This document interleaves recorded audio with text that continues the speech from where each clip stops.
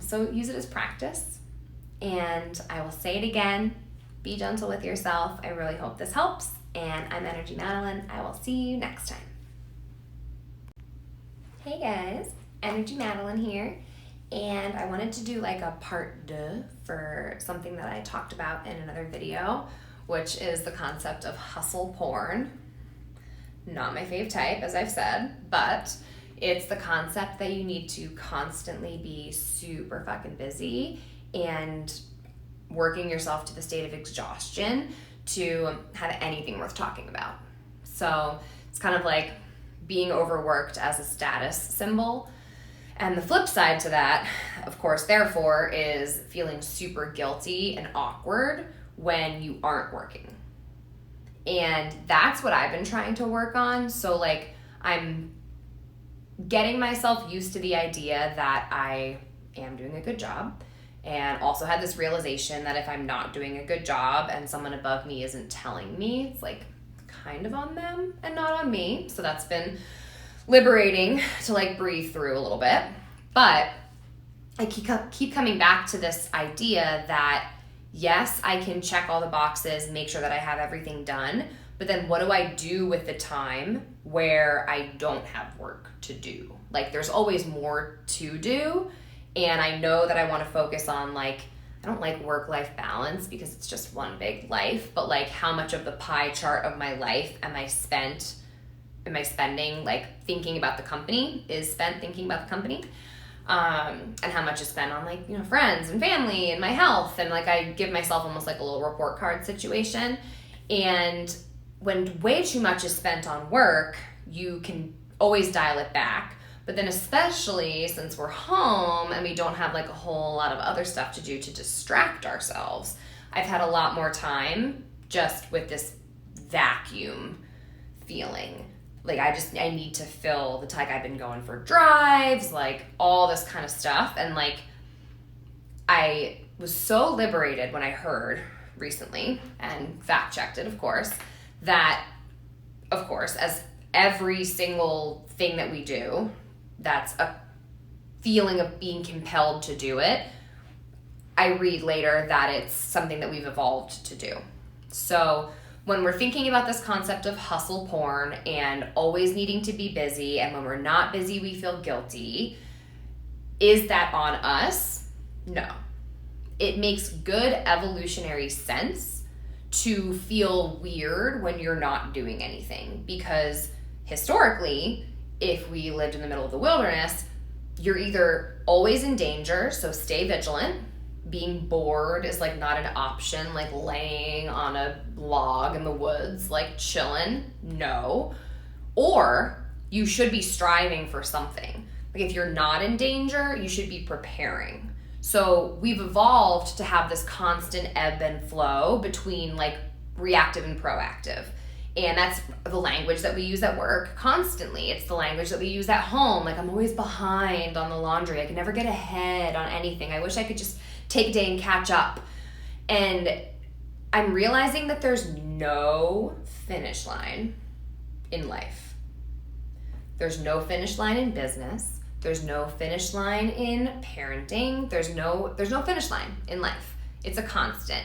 You wake up every day and you're doing it. And being home has really made me realize that more than ever. So if we're constantly obsessed with proving ourselves, and we're constantly obsessed with this feeling that we need to be on, and we feel very guilty and awkward when we're off, what do we do about it? It's always back to this concept of mindfulness and being in the moment. And I had this realization actually today. I've been meditating for 20 years, like since, high school. I was like, okay, how do I stop having stomach pains every single day, super stressed out to go to school? And I learned about this thing where you can close your eyes and chill for a little bit. And it wasn't until today that I realized the reason we do that is not to cure the anxiety we've been feeling. It's not like sleep, where you're super tired and you can catch up on sleep. You can't get super stressed and then meditate yourself clean. what I am now realizing is that meditation and mindfulness in general, so like doing one thing at a time, helping one customer at a time, focusing on one conversation, washing the dishes, like whatever it is, like having a conversation with someone else without checking your phone, being in a mindful moment, or taking that to the next level and actually sitting down and meditating, closing your eyes and like being with your thoughts, being with your breath, being non-judgmental, just being in that moment.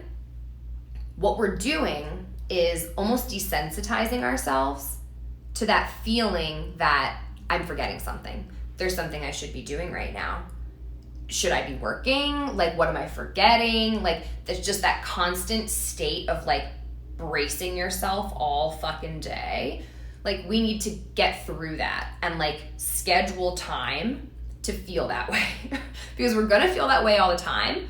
And if you can make yourself sit with it and get comfortable feeling uncomfortable, then later on, when you have a moment, when you're like this happened to me the other day. It was like 2:30 in the afternoon on a Friday. I had no more meetings. And I was like, okay, like obviously there's a bunch of stuff that I should be doing. And I thought back to something that my therapist said to me. It was like, lots of shoulds. Like, why so many shoulds? And I was like, well, yeah, there's stuff that I could do. But like, I'm not behind on anything. On the contrary, I'm ahead. I'm hiring a bunch of people, like we're in team building mode. I shouldn't be doing a ton of projects, like all of the logical stuff. I started like having a conversation with myself, as I often do.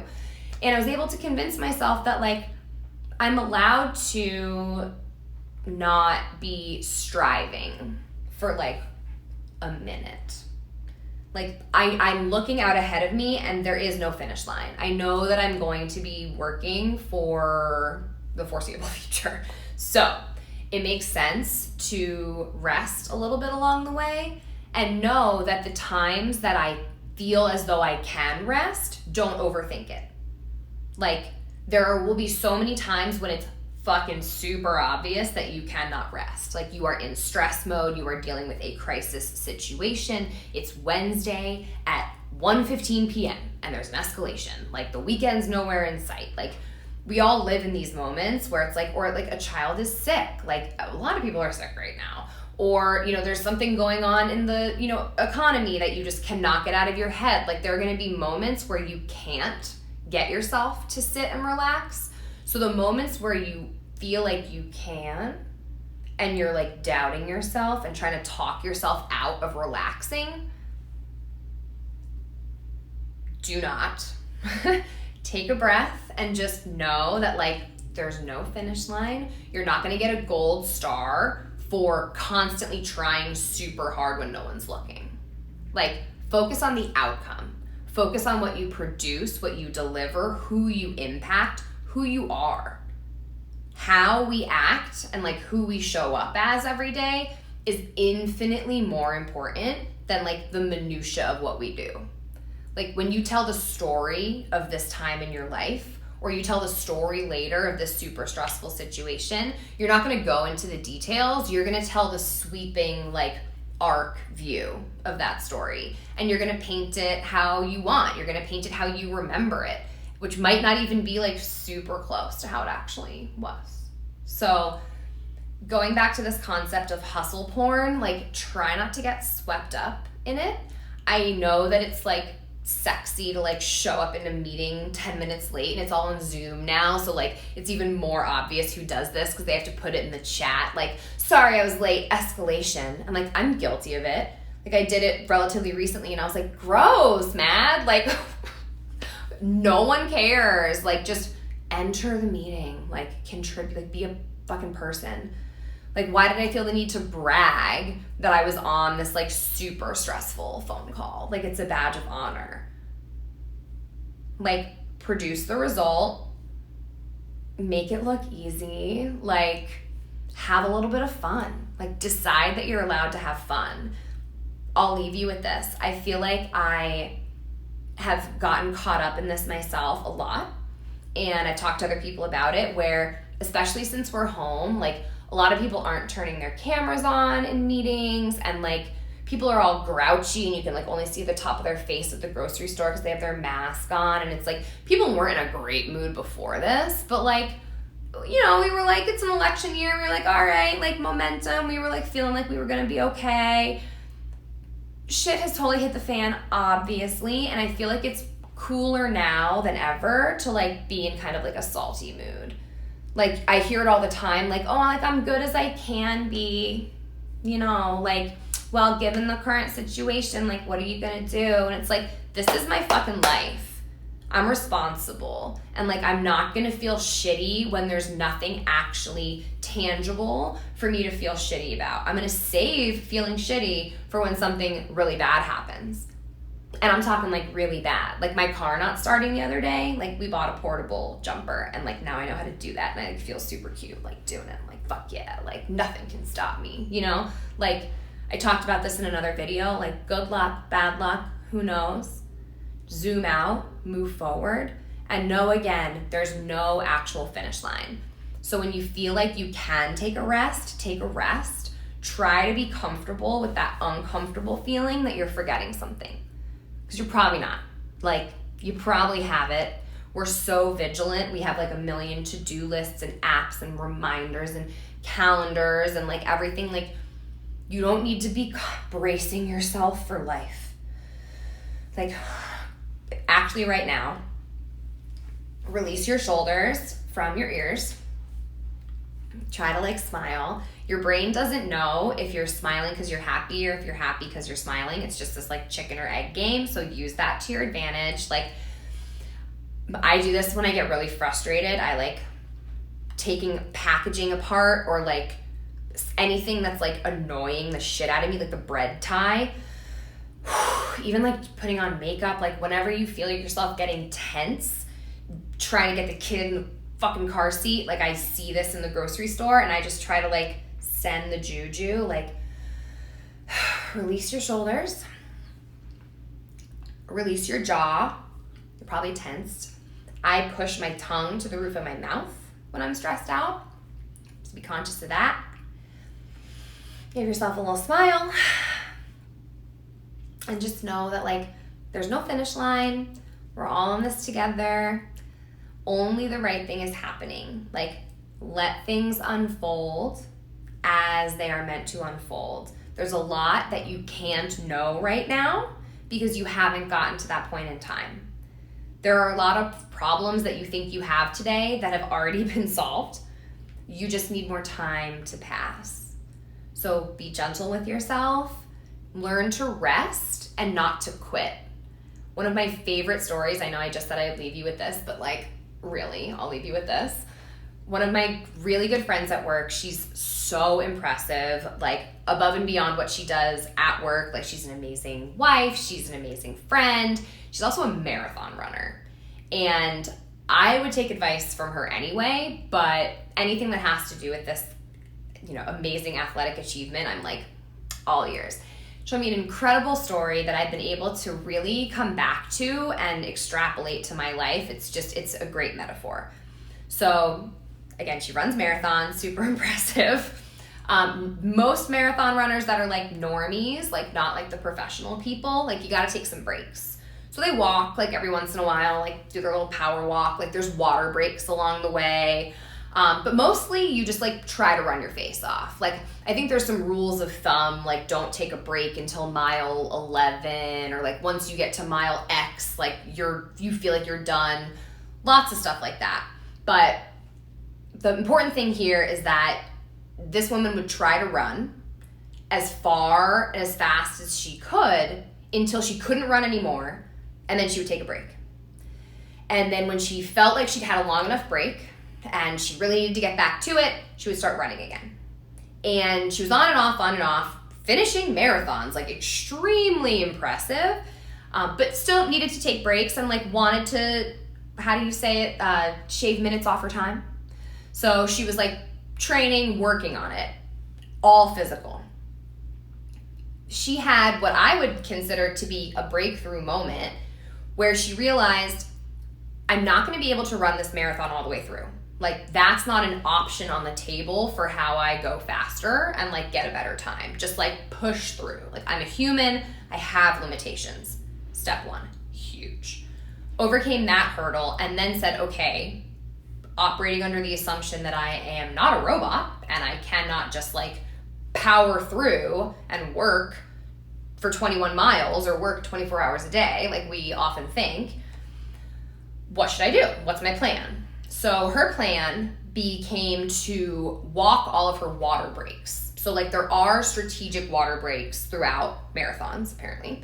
And you can choose to just like grab the water and like look super cool and like, you know, keep going. Or you can do what this woman did and use those water breaks as a plan to rest. So there was no longer the psychological battle of just push as hard as you can until you can't anymore, pushing until the point of failure, which is like very in vogue right now, you know. She decided I'm gonna rest when I'm gonna rest.